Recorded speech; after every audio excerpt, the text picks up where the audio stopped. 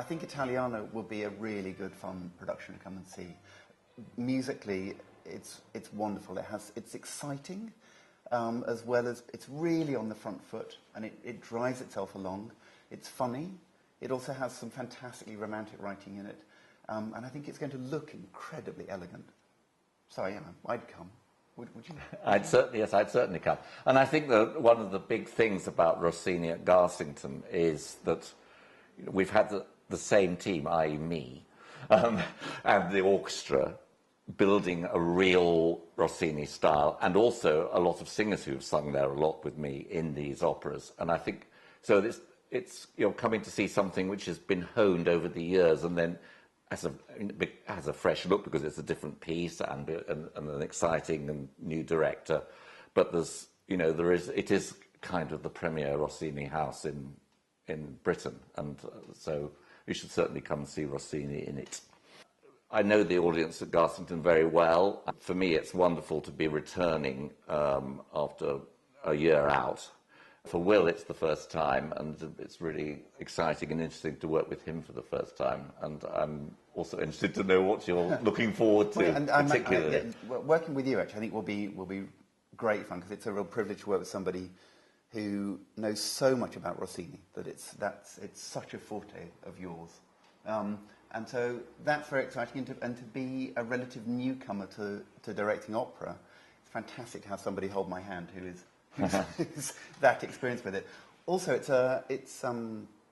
it's such a beautiful theatre that it's got that it's both fantastic as an audience member, but it's also tricky as a director that the first half of whatever you do happens in daylight. Yes.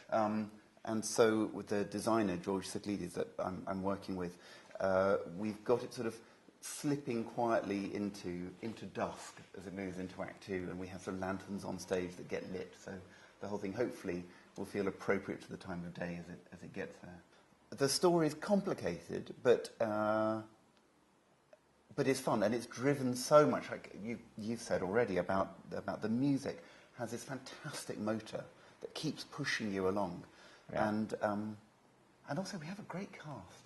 Yeah, one of the things that's nice is we're welcoming back is Kutlu, who did Cenerentola, the title role in Cenerentola, several years ago, very, very successfully, and the audience loved her, I know, and I'm sure she'll have a big success in it. So briefly, just to say what the rough setup for this opera is, you have Mustafa, who is the bey in Algiers, and he's bored of his wife and has heard that Italian women are rather fantastic. And luckily, there is a shipwreck, and an extremely beautiful Italian girl is shipwrecked and arrives. And what she doesn't realise is that her lost love is actually a slave for Mustafa. And it's what unfolds as a result of that. She has come to rescue him, but she doesn't know where he is. We don't know where he is at all. Yes, she's looking for him, basically. It's a surprise when they do discover each other. They are extremely surprised. But it is interesting because it's a rescue opera. In this case, a woman is coming to rescue a man, so it's a kind of proto-feminist piece. Really. And the men pretty much end up looking foolish. Yeah. So it's kind of Rossini and Beethoven between them turned the rescue opera on its head, because also that's what happens, of course, in Fidelio. The girl comes and rescues the man. I think it's marvellous. It's all as it should be, I think. Yeah. Italian Girl is something which I've done once before, and it was a very delightful production for Opera 80, which is the precursor of English touring opera, and it's great to be able to do it again, and a piece which I think is very, I'm much better at conducting Rossini now than I was then, so I think it'll be really rewarding for me to do the piece again and do it better than the last time I did it. When we first started talking about it, it's written as a piece of opera buffa, and we cast it quite against that. Yes.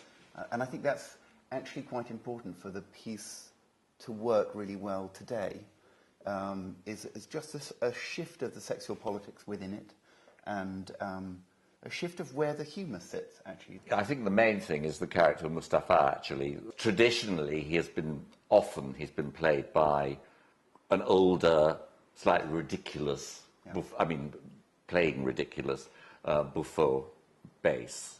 And I was absolutely against that, and Will, we were absolutely one about that. He should be a sexual threat. The opera is of no interest unless he is a sexual threat. So her relationship with Indora, and he is somebody she could actually have a relationship with, only she doesn't want to. Yeah. Not that he's so repulsive or ridiculous that she couldn't. Yeah. And also that the wife that he has sort of grown bored with isn't somebody. You absolutely look at her and she's beautiful, and you think, what are you doing? You ridiculous man. Yeah. So his behaviour is ridiculous, but not because the people around him and the situation is ridiculous.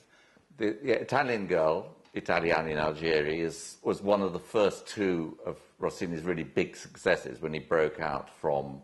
He originally started writing little farces, one-act farces for this the San Moise Theatre in Venice. Well, he claimed he wrote it in 18 days, so it was pretty quick. It was his first big comic opera success. He has kind of tropes, which you find in all the comic operas up to a point, and particularly the kind of almost manic use of motor rhythms. All his operas have a different atmosphere about them, actually, and this has a certain, I don't know, there's a kind of I don't know, there's a sort of romanticism in the way that he writes for Isabella, I think, for the title role, which is particular to this piece, really.